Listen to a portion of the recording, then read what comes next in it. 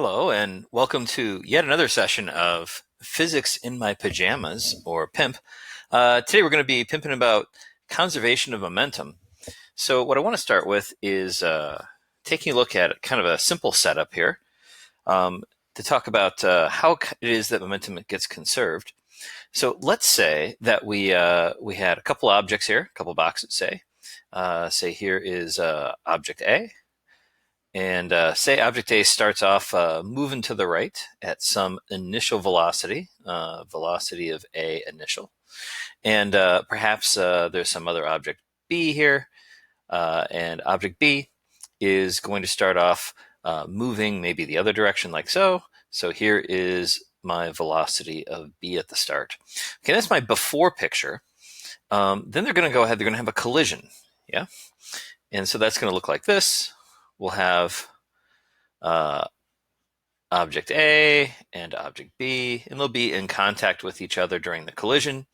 And then after the collision, maybe they bounce off each other. And I'll have object A will be headed to the left. And so here will be the object of A final after the collision, and object B bouncing off to the right. Maybe here's the velocity of B final.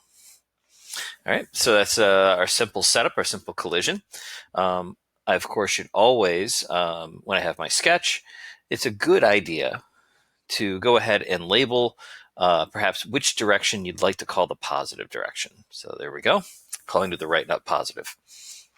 So what we're going to do now is we're going to say, well, isn't it true that when we have that collision, isn't it true that there'll be some forces involved here? Object A will be pushing on object B. There'll be a force on object B by object A. And of course, there'll be a force on object A by object B. Use that on by double subscript notation. You say, well, how do those forces compare to each other? Isn't it true that the force on B by A, shouldn't it be the same size as the force on A by B? But of course, they'll be in the opposite direction, right? You say, well, of course that's true. You say, I recognize that. That's what we call Newton's third law of motion. That whenever one object exerts a force on a second object, the force on the second object is equal but opposite to the force on the first object, right? You say that's for every action, there's an equal and opposite reaction. So of course that's true. But here's the thing. This equation, right, we just kind of wrote, we said, well, isn't it true that if I have any type of an equation, I say one side equals the other side, can't I multiply the left side by something as long as I multiply the right side by that same thing? So I'm going to, oh so cleverly, choose to multiply the left side by the duration, the time during which those forces are acting, when they're pushing on each other during the collision, that little split second that they're in contact shoving on each other. And over here, this would be the force on A by B, and I'll multiply that by, again, that time during which those objects are shoving on each other. Isn't it true that the time that B is being pushed by A is the same as the time during which A is being pushed by B? Because one can't push without the other one pushing back for that same length of time. It's that same duration. So I can multiply this by that duration as long as I multiply the right side by the same duration. You say, but wait a minute, I recognize this, a force acting through a duration. That's what we call impulse. And we remember that if we add up all the impulses, all the forces through time, that's equal to the change in the momentum of the system. You say, I remember this. This is the main formula for momentum. You say, so this force acting on object B through that time, that's the impulse acting on B, and that is going to be equal to the change in the momentum of object B. And on the right side, this force acting on A times the duration during which that force is acting on A, well, gosh, that's equal to the change in the momentum of object B, because the force of A, because that's the force acting on A.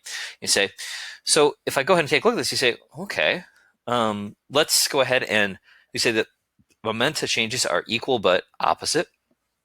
You know what that means? If I move this term to the other side, it would look like the change in the momentum B, right? And I just add the change momentum of A there, right? So I might have like change momentum of A plus the change momentum B. They've got to add up to 0. You say, well, gosh, that means the total change, the total momentum going on here is just 0. You say, wait a minute. If the change in something is 0, that means what I start with is equal to what you end with, right? We call it when you have some quantity that you say, well, wait. First of all, when is this going to be true? You say, well, what do we have to use to get this? We just used our basic formula for impulse and change of momentum. That's just the force through the time. And we use this idea here, Newton's third law of motion. You say, well, when is Newton's third law of motion true? Well, it's always true. We have never found an exception to Newton's third law of motion because a force is an interaction between two objects. So it's the same force on both objects. It's the same interaction. And so you say, well, gosh, then this statement is always going to be true, provided that this is the only outside force acting on the system. You say it's going to be true that the change in momentum of the system is going to be 0. Look at this again. Look at this another way. You say if this total external force is 0, right? Then the change in momentum of the system is going to be 0. When we do that, you say, look, when I have these two, what would happen if I choose as the system to analyze? I say, you know what? I'm going to make my system be both blocks. Then you say, well, gosh, is there an outside force acting on the system? You say, well, no. In fact, if I tried to include these two forces, because the forces are equal and opposite, they would just add up to 0. You say to change the momentum of a system requires an external, unbalanced force. You say if my total force from outside is 0, my external force is 0, then this whole left side would be 0. And I had 0 is the change in the momentum of the system. And you change the momentum of the system is 0. That means it's staying the same. It's constant, right? And you can say, so this idea, right, that momentum is going to be constant. You say, well, that's always going to be the case if the total outside force on the system is 0. The thing is, you can always expand your system, right, and make it bigger and include all the forces acting on it. If you look at make the system big enough, the total outside force is 0, and then you can say, well, the momentum must stay the same. What happens if I make my system big enough to be the whole universe? Could there be a force from outside the universe acting on it? Well, theological implications aside, you would say no, and that means, because you can't have a force outside of the whole universe, and so you say, well, gosh, that means the total outside force on the universe is 0, then the change in momentum of the universe is 0, and that means the momentum of the universe is constant, or we would say that the momentum is conserved. And so this is a conservation law. You say, our law of conservation of fill in the blank. You'd say blank cannot be created or destroyed, but it can be transferred between systems.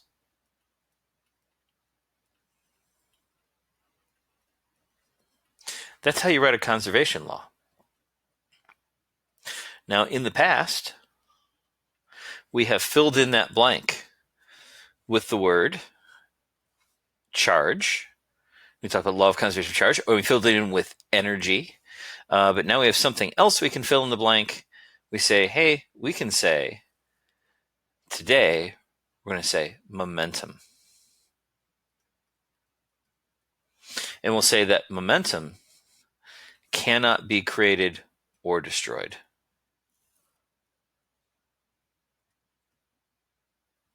Well,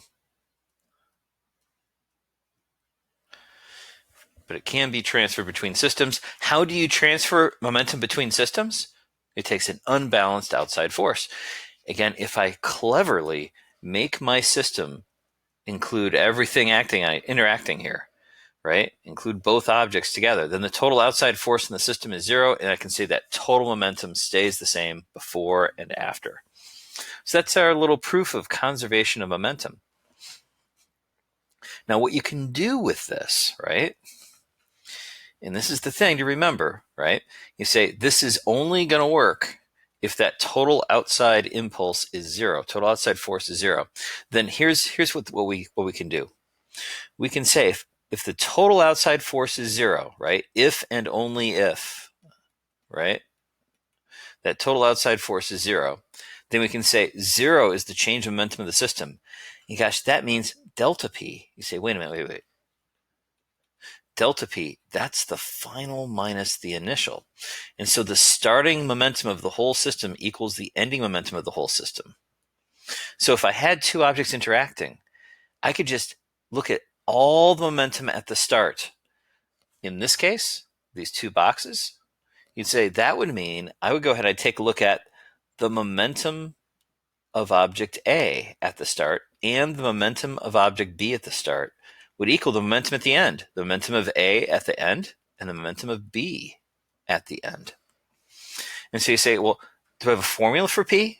You say, well, of course. We remember that P equals mv, mass times velocity. So I could write this as the mass of A times the velocity of A at the start plus the mass of B, velocity of B at the start, is going to equal the mass of A, velocity of A at the end, plus the mass of B, velocity of B at the end.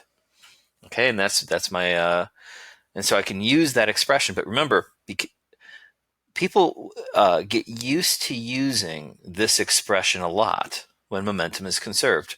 You say, but people sometimes jump right to it and they forget, hey, is this equation always true? And you say, only if and only if that total external force is 0. Only if that is true can you jump down to mv plus mv equals mv plus mv, right? This is really the starting formula for every momentum calculation. We're really always starting with this guy. That's the big formula. Very often, we can go ahead and expand our system to include everything that's interacting so that the total outside force is 0, and then we can jump down to using this. But you really ought to justify that first by pointing out that you're choosing a system to make that external force 0 before you can jump to this guy. This one often gets referred to as the conservation of momentum equation. But I do not put this on my formula. Well, I shouldn't put it on the formula sheet. We really should just work from this and this, frankly. But just the thing about physics is we have these different formulas, but you really, to know how to use them, you got to know when they apply and when they don't apply. What are the requirements, right? In this case, the requirement, the total external force being 0 to allow us to jump to this mv plus mv equation. Something else that we need to be really, really careful with, okay, and that is, don't forget that when I'm going and I'm using these formulas, right, you say, remember that these guys, these V's, those are velocities. And that means that they have a direction. That means they have a sign. And we have to be very, very careful when we do this. This is saying if I take the total of all the momenta before that equals the total of all the momenta afterwards. But you say, but when I do these, remember that we got to be careful about plus and minuses. Now, some people, I think that the safe thing to do is to make sure, remember that these are velocities and the velocities could be plus or minus depending on the situation. And so keep in mind that there are pluses or minuses hiding inside these V's, right? When I go to plug the values in, make sure that you're putting in plus or minus based on the direction that they're going. In this case, if I'm calling to the right positive, of course, my initial velocity for object A will be positive. My initial velocity for object B will be negative. And when they bounce off each other, my final velocity for A will be negative. My final velocity for B should end up being positive, and that will make this all work out just fine. But be really, really careful with your signs because that is the most common mistake in this unit. I want to talk about this just a little bit more. Now that you've seen this, you say, why are we so interested in looking at the law of conservation of momentum, and why is it so important to us? Well, where the law of, you say we already have some other ways of looking at situations. We can talk about energy conservation and kinematics and F equals ma. You say, well, where momentum really shines, where it's really, really useful, is when we're looking at collisions. When you have a collision between some objects, you say it's really hard oftentimes to measure that force during the collision. If you think about it, two objects come in and they smack together, right? You say, well, that smack is really quick and it's hard to measure what's happening in between those objects as they slam into each other. So getting force calculations is going to be hard, right? If I try to solve it with energy, I have another problem that comes up. And the problem that comes up is with the idea that energy, while energy is conserved, it can get transformed into a bunch of different types, right?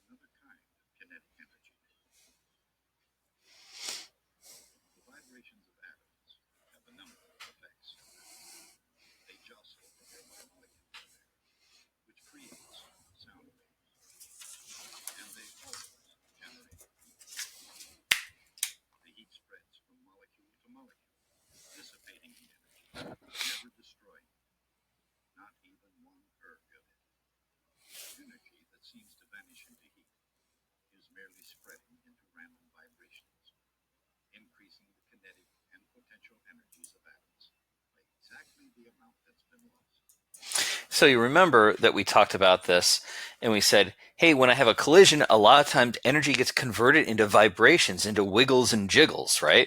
And you say, well, gosh, can you measure that energy, that vibration of those little particles in the object? Not only that, they're going to, of course, push on molecules in the air around them. Energy is going to get transferred to the air and it's going to dissipate out into the environment. And it's really, really hard to keep track of that and take measurements of that. In other collisions, say you have a collision between two cars, you know what happens besides just energy going into thermal energy in the collision. You say, well, also some of the energy is going to go into crushing the car, right? Into bending the metal and breaking bits of plastic and stuff. And it takes energy to do that, to break those chemical bonds and rearrange things. And you say, well, how do you keep track of the energy that it took to do that? It's really difficult to do, right? And so it turns out that because there's all these different forms that energy can transfer into, it's really hard to keep track of. But when we go to look at momentum in a collision, things are a lot nicer.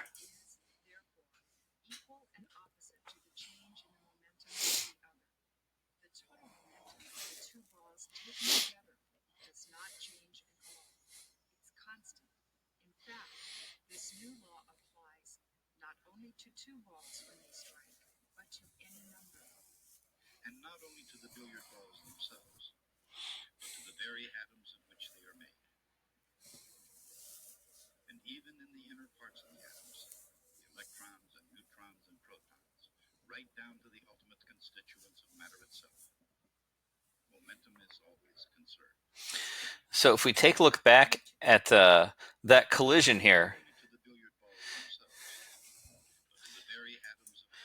you say this ball came flying in, right? This one little particle came in and then stuck to it, and this whole big mess, right, started wiggling and jiggling, right? You say, yeah, and some of that energy went to all the vibrations. It'd be really hard to track that.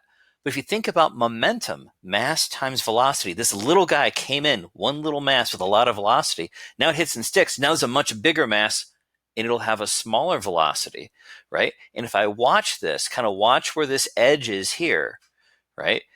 Check it out. Can you see that that whole big mass is moving to the right? And so the total momentum actually stays the same after the collision as what that little guy had coming in. Little mass, large velocity, hits and sticks. Now this whole big mass has a smaller velocity. The MV, the momentum at the end, is the same as the MV at the start. And so even though a lot of energy goes into wiggles and jiggles, random motion, the total motion of the whole system stays the same M time, total M times total V. So momentum is like the winning way to analyze a collision. Energy is kind of like the loser way to look at it. You're saying it's so hard to track, and it's not going to be a really fruitful approach if you're trying to solve for the motion of objects after a collision. On the other hand, if when you're analyzing a collision, you're interested in knowing how much damage gets caused, how much stuff gets broken or bent or whatever, well, for that's what you need an energy calculation for, because it takes energy to do those things. But that's a more complicated thing to try to do. So momentum really shines when it comes to collisions. When you see things colliding, one of your first thoughts should be, I bet I'm going to use conservation of momentum to solve this. And again, momentum is really great because there's just one kind of momentum. There's multiple kinds of energy, so it's hard to keep track of things. But with momentum, it's considerably more straightforward. A little side note, there is another quantity called angular momentum. And it is also conserved. There's a law of conservation of angular momentum. That's a topic we'll look at next year in AP. But it is something different. Angular momentum is not a different kind of momentum. It's actually a separate thing. It's conserved independently. There's really one kind of linear momentum, and that makes it a lot easier to deal with. Let's see. Anything else I needed to warn you about here? I think that's it. I just have one last thing I would comment on, and that is remember that to use this formula, we have to be looking at a case where the total external force is 0, and then this left side will drop out of our calculation. So here, if I'm looking at both blocks together, the total force is 0 because these two add up to 0. And then I can just say, well, gosh, that means the total momentum before equals total momentum after. There's no outside force changing the motion, no total outside force changing the motion. On the other hand, if my goal in my analysis is that I want to find the average value of that force, right? If treating as if it had just one constant value, well, if I want to find that force, well, then I can't look at them together because that forces will drop out of the calculation.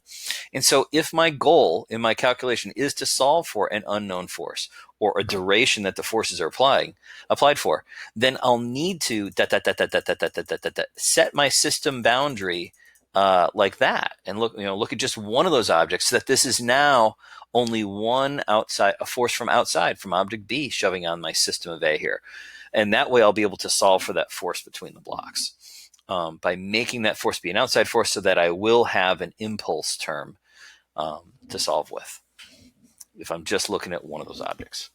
I think that's it. I think that's what I have to say about conservation of momentum. Oh, one more thing. Just for the heck of it, you know that you're going to be taking a look at worksheet 1.